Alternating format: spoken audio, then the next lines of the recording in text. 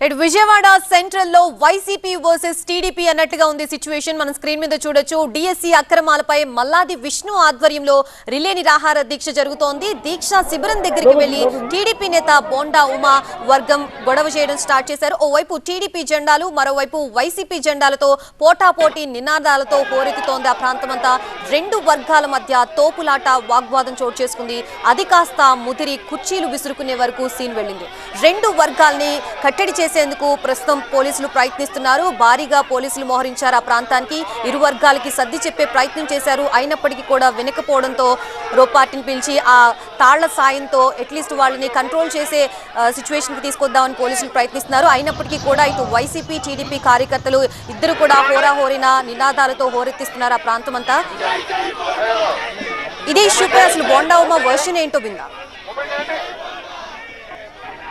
మంత్రి నారా లోకేష్ గారు స్ట్రైట్గా సవాల్ చేశాడు. ఏ వేదిక మీదైనా సిద్ధంగా ఉన్నా, నువ్వు రా, లేదంటే ఆన్లైన్లో రా, చర్చిద్దాం అని జగన్ని డైరెక్ట్గా ఆయన మాట్లాడాడు.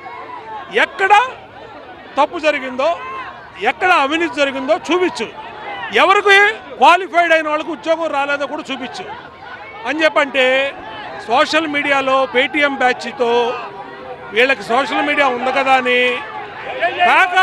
ప్యాకాటకి ఉద్యోగాలు ఇచ్చారు. ప్యాకాటకి ఉద్యోగాలు ఇచ్చామని చెప్పి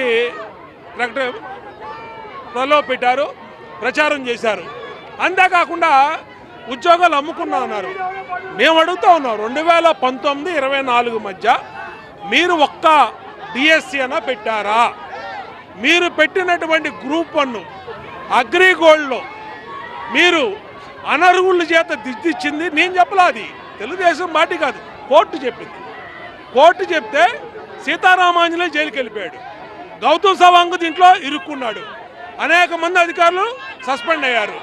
అంటే మీ ప్రభుత్వంలో మెగా డిఎస్సిని అవినీతి చేసి డబ్బులు కొట్టేసి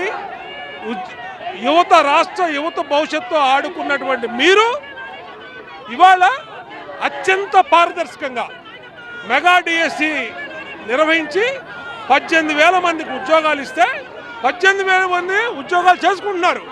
ఇది జరిగి 8 నెలలు అయింది. ఇవాళ ఏంటి ధర్నాలు? దేనికి?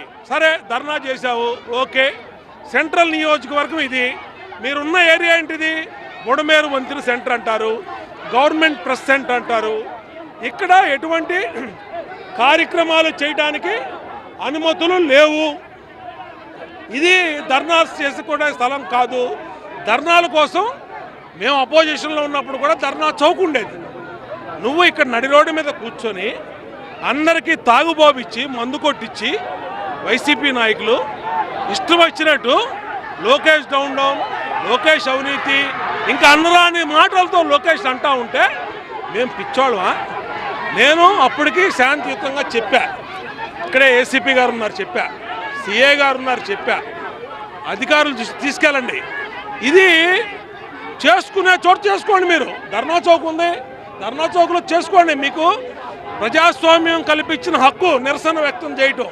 అంతే తప్పితే అచ్చోసిన ఆంబోతుల్లాగా రోడ్డు మీద పడి ఇష్టం వచ్చినట్టు ధర్నా చేస్తాం, ఇష్టం వచ్చినట్టు లోకేష్ తిడతాం, ఇష్టం వచ్చినట్టు చంద్రబాబుని తిడతాం అంటే తోలు తీస్తా, గుర్తుపెట్టుకోండి. బోండా ఉమా వర్షన్. విజయవాడ సెంట్రల్ నియోజకవర్గంలో ఉద్రిక్తత చోటు చేసుకుంటోంది. వైసీపీ నిరాహార దీక్ష టెంట్ ని తొలగించారు టీడీపీ ముత్యాలంపాడులో కార్యకర్తలు. వైసీపీ కార్యకర్తల ఘర్షణ, పరస్పరం దాడులు చేసుకున్నారు. ఇరు పార్టీల కార్యకర్తల ఘర్షణల మధ్య ప్రస్తుతం ఆ ప్రాంతం అంతా హోరెత్తిపోతోంది. మల్లాది విష్ణు వర్షన్ ఏంటో చూద్దాం ఒకసారి. ప్రశాంతమైనటువంటి వాతావరణంలో ఒక డిమాండ్ రాజకీయ పార్టీగా ప్రజల ముందు పెట్టాము. దానికి నిరాహార దీక్ష చేస్తున్నాం శాంతియుతంగా.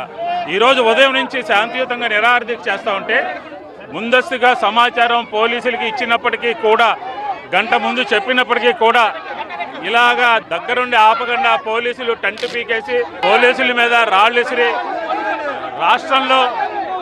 రాష్ట్రంలో ఒక భయంకరమైనటువంటి వాతావరణాన్ని సృష్టించాలి అని చెప్పని, ఒక భయంకరంగా అందరినీ భయపెట్టాలి అని చెప్పని, గొంతు నొక్కాలి అని చెప్పని ఈ రోజు రాష్ట్రంలో శాంతి భద్రతలు పూర్తిగా వైఫల్యం చెందినాయి. గవర్నర్ పరిపాలన పెట్టాలి. కేంద్రం ఇంటర్ఫీర్ కావాలి. రోడ్డు మీద ప్రజాస్వామ్యంలో ఎవరైనా చెప్పేటటువంటి హక్కు ఉందా లేదా? ఈరోజు ఈ సంఘటన ద్వారా ప్రజలకు ఏం మెసేజ్ ఇస్తున్నారు? సెంట్రల్ నియోజకవర్గ ప్రజలు ఏమనుకుంటున్నారు? ఇది పూర్తిగా దౌర్జన్యంగా నడుస్తుంది. ఇది పూర్తిగా రౌడిజం ద్వారా